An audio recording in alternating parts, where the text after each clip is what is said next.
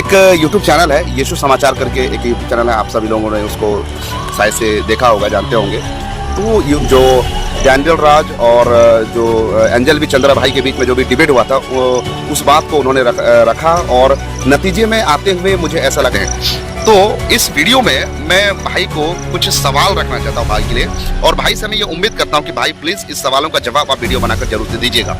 कि इन लोगों को दरअसल मुझ जैसे 10 टक्काओं से जो खराब प्रचार करते हैं डर लग गई है। आप प्रभु यीशु को देखिए, हमारा एग्जाम्पल प्रभु यीशु है। 12 शिष्य उनके साथ थे, कई औरतें उनके साथ थी।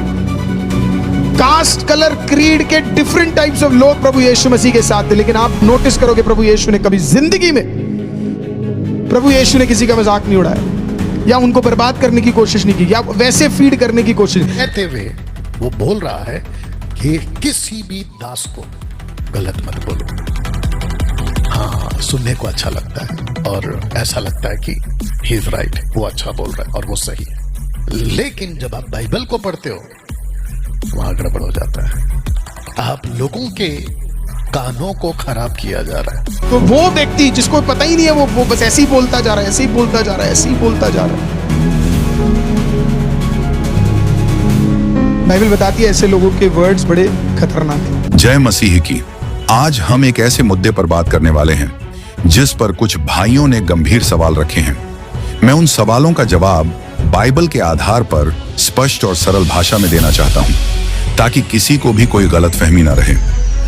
कुल 7 सवाल मैं आपके सामने में रख रहा हूं, और इस 7 सवालों का जवाब आपको बिब्लिकली देना पड़ेगा। बाइबल के आधार पे इन 7 सवाल का जवाब दीजिए। पहला सवाल है, पौलुस प्रेरित को कुरिन्थियों की जो पहली पत्री क्यों लिखना पड़ा?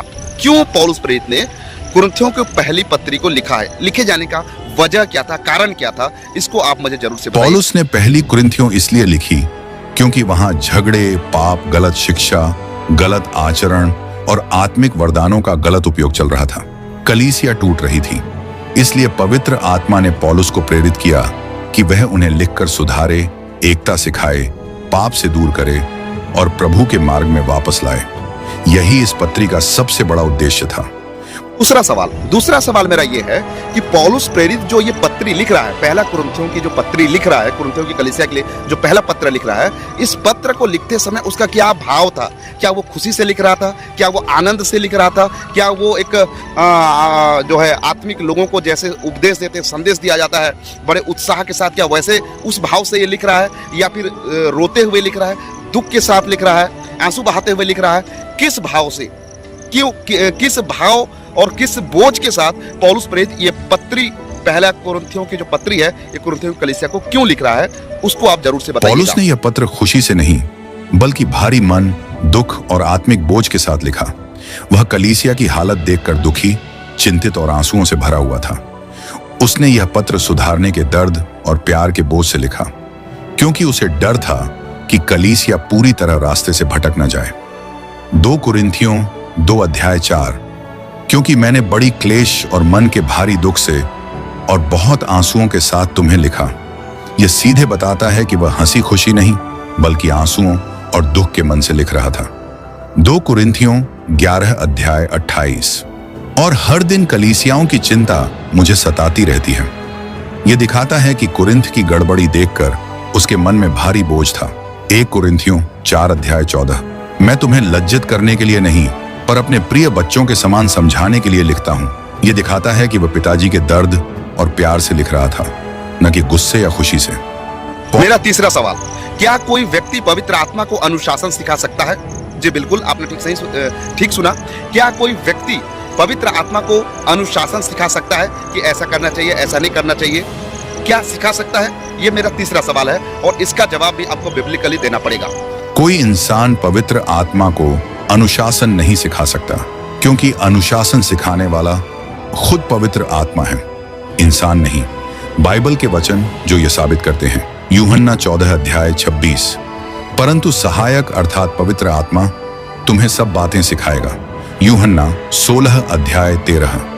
जब वह सत्य का आत्मा आएगा तो तुम्हें सब सत्य का मार्ग दिखाएगा। जो मार्ग दिखाता है उसे इंसान दिशा नहीं दे सकता। पवित्र आत्मा सिखाने वाला है और इंसान सीखने वाला। इसलिए कोई इंसान पवित्र आत्मा को अनुशासन नहीं सिखा सकता। चौथा सवाल मेरा ये है, सवाल नंबर 4, एक व्यक्ति के जीवन में आत्मिक उन्नति पाए जाने का वजह क्या है?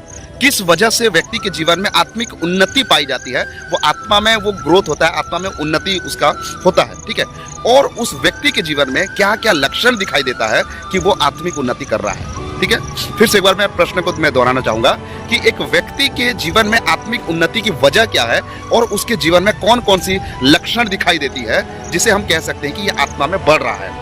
और ये सवाल का जवाब भी आपको बिब्लिकल बाइबल के आधार पर देना पड़ेगा। बाइबल कहती है कि आत्मा में उन्नति का प्रमाण प्रेम, नम्रता, आनंद, शांति, संयम, भलाई, विश्वास, योग्यता आदि हैं। इन्हें हम गलातियों 5 के फल में देखते हैं। और एक कुरिन्थियों 14 अध्याय 4 कहता है, जो अन्य भाषा में बोलता है वह स्वयं की आत्मिक उन्नति करता है। इसका मतलब यह भाषा आत्मा को मजबूत बनाती है। जो व्यक्ति आत्मा में बढ़ता है उसका व्यवहार बदलता है, उसका मन बदलता है, उसके अंदर शांति आती है। सवाल नंबर 5, मेरा 5वां सवाल यह है, पहला कुरिन्थियों 14 अध्याय के अलावा अन्य भाषा के बारे में क्या पौलुस प्रेरित ने और भी बहुत सारे पत्रियां पौलुस प्रेरित ने लिखा हुआ है, क्या कहीं भी इसका पौलुस प्रेरित ने इसका जिक्र किया है?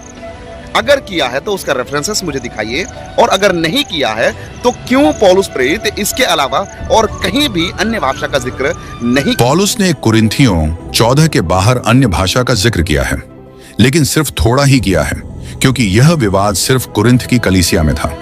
एक कुरिन्थियों 12 अध्याय 10 में वह कहता है कि किसी को अन्य भाषा और किसी को भाषाओं का अर्थ बताने का वरदान दिया गया। इसका मतलब है कि अन्य भाषा एक वरदान है और हर विश्वासी के पास नहीं होता। बाकी किसी दूसरी पत्री में पौलुस ने इसका जिक्र नहीं किया, क्योंकि बाकी कलीसियाओं में ऐसा कोई भ्रम या समस्या नहीं थी। इसलिए पौलुस ने केवल वहीं लिखा जहां इसकी जरूरत थी। पौलुस हर जगह नहीं दोहराता, वह वहीं सिखाता है जहां जरूरत हो।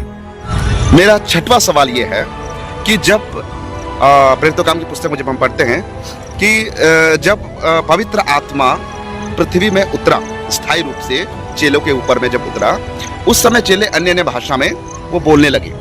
तो उस जो इंसिडेंट हुआ, वो जो घटना हुआ है, वो घटना चेलों के ऊपर जब वो पवित्र आत्मा उतरा और वो अन्य अन्य भाषा जो बोलने लगे, वो बातें और आजकल की जो चर्च में जो लोग अन्य भाषा बोलते हैं, आजकल के चर्च में जो दृश्य दिखती है, उन दोनों में क्या क्या समानताएं पाई जाती है? समानता पाई जाती भी है या फिर नहीं? और कौन सी लक्षण दोनों आपस में मैच होता है? प्रेरितों 2 में जब पवित्र आत्मा उतरा तो चेलों ने ऐसी भाषा बोली जो लोगों की अपनी अपनी पहचान वाली भाषा थी, यानी वे बोल रहे थे और लोग सुनकर समझ भी रहे थे।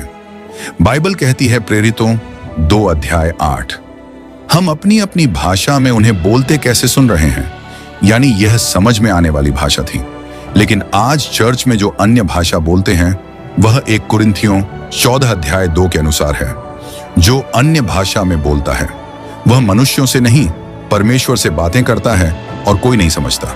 यानी आज की भाषा आत्मिक भाषा है जो समझ में नहीं आती। दोनों में एक समानता है, दोनों पवित्र आत्मा से आती हैं और दोनों आत्मिक अनुभव हैं।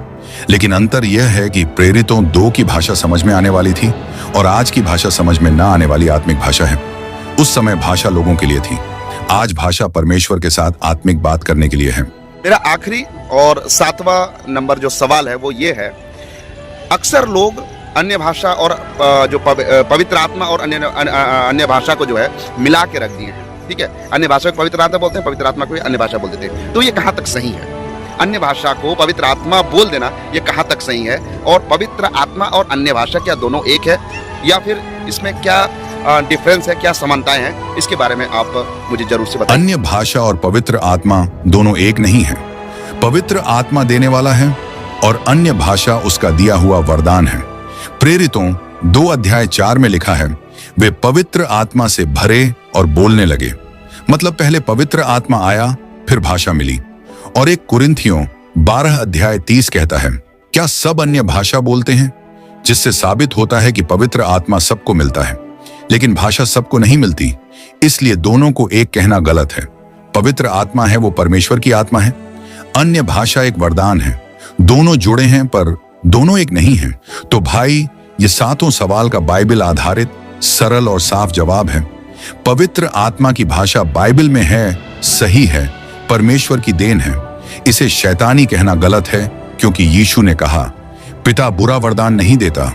इसलिए इस विषय को विवाद नहीं, सत्य के आधार पर समझना चाहिए।